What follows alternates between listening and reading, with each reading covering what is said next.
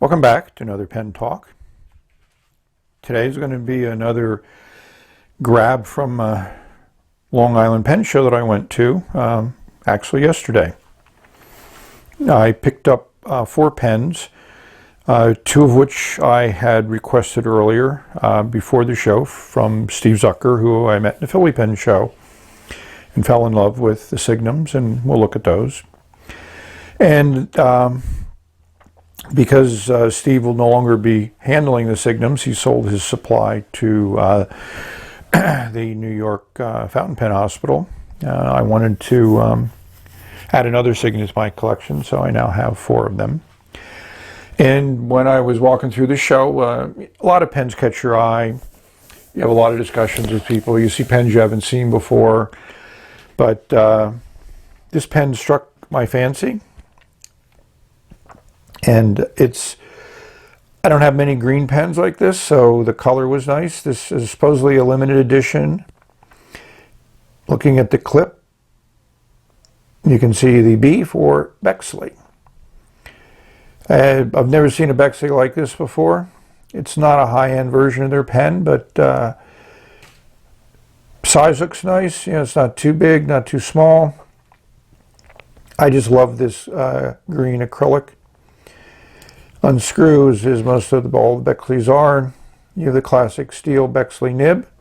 And the other reason why I was interested in this pen was 2 years ago, I bought this Bexley at the Long Island pen show. And I also did a review on it. It was an excellent price. I had to work on the nib to get it right to my satisfaction. So when I get more involved with this pen, we might have a separate review on it, and I may talk about, if there's nib tuning involved in this, what I did to make the nib right better. But the real reason why I went there were the Signums, and you may have seen the video of the Signum I got at the Philly pen show, which was the Ionic. So I needed the Doric and the Corinthian to fill out my collection. So these are, new in box. I fell in love with the Ionic one that I had. I got it because I felt it was the nicest color of the group, but these also have their own great color. The brown and the gold is a striking combination. Not exactly certain whether I like it. I kind of like the blue and silver a little bit better. As we look at the bottom, we'll see that they're the divine proportions in the sterling silver cap, and also I'm certain this is probably vermeil, which is gold-plated sterling. Just love these pens. And you unscrew them. We'll take a look at the nibs. And following the theme, the nib is gold-plated on the Corinthian one and sterling to match the rest of the trim on the Doric. We'll see if we can pick this out. The Corinthian, the gold nib, I had ground. And the other one is as received. I bought broad nibs because I want to be able to turn them into other nibs I did on my original Signum, which I still love and I still write with. I have an architect's grind. So I met a young gentleman, Joshua Lax, who was grinding nibs there. He was on the same table as this gentleman who makes, Yoshi Nakama, makes some nice custom pens.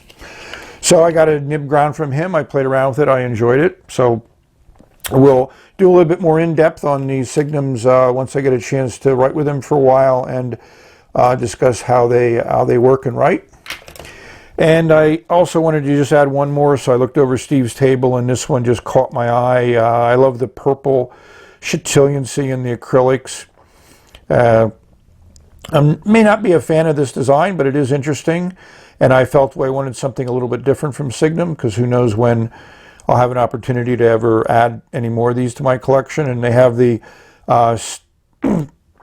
logo for Signum in the top of all of the pens. This one also unscrews. Interesting small section made out of metal. The same beautiful nib that's in all the Signums. 18 karat nibs. These are German 18 karat nibs, and when I talked to Steve, it was an interesting conversation when they were deciding on what pens to make and what nibs to put in them. He was saying that the gold nib, when they were buying at their volume, was only $1.50 more than the steel one, which is interesting because obviously retail versions of those nibs are quite high. That might be a little bit of historical liberty taken with that, but I'm certain at the end of the day, they felt that they wanted an 18 karat nib in their pens, and the nibs are excellent and phenomenal. I always like to try to get some paper, so I saw this at Indie Pen Dance, and I picked up 2 pads in my nice size that I like. So maybe I might do something with paper. These are Clairefontaines, and I love my 1451s, and this feels like a similar type of paper. It's uncoated, and it really takes ink well.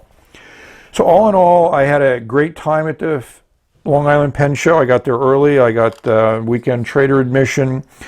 Got to see Steve first and picked up the 2 Signums.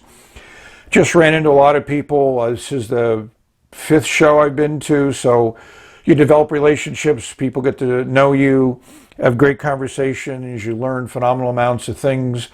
It's just a unique experience, and hopefully all of you get an opportunity to go to a pen show sometime. I treat them like a vacation, so a little bit of travel, staying in a hotel is something I'm willing to do.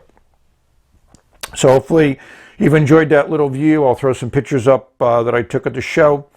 So it's great. I enjoyed it, and we'll go a little bit in depth in these pens in a later video. So hope everything is going well with you. You're enjoying your pens and writing on. Bye. One thing about a pen show is all the great people you meet there. So here's one view of the room. Ernesto, which we'll talk about later. There's Indie Pen Dance, where I got the paper from, and of course the ubiquitous Brian Anderson. Here's another view of another side of the room. Ron Zorn is there in the far right. Excellent person to repair pens. And here's a center view. As you can see, there's a table with ink where people can play with the many varieties of inks at the show and experience writing with dip pens. So it's just an excellent time. When I got in early, there was a list for the vendors, and so it was easy to find where everybody was. And that's one of the great things. Again, as I've been to many shows, a lot of people I want to see again, you know, talking about what's been going on, take a look at the pens they have, and just share stories. So I mentioned Ernesto. He's a gentleman who runs Parker 51. He's totally into Parker 51s. And I enjoyed the pen, but certainly has exceeded my experience with them. So I'll go through the Parker 51s that I've collected, put them together into 2 groups, ones I want to keep and write with, and ones that we might talk about adding to his collection. So that's the great things about pen shows, is you get to meet a lot of different people. You get to have lots of experiences, and just be open when you go there. Go there to learn.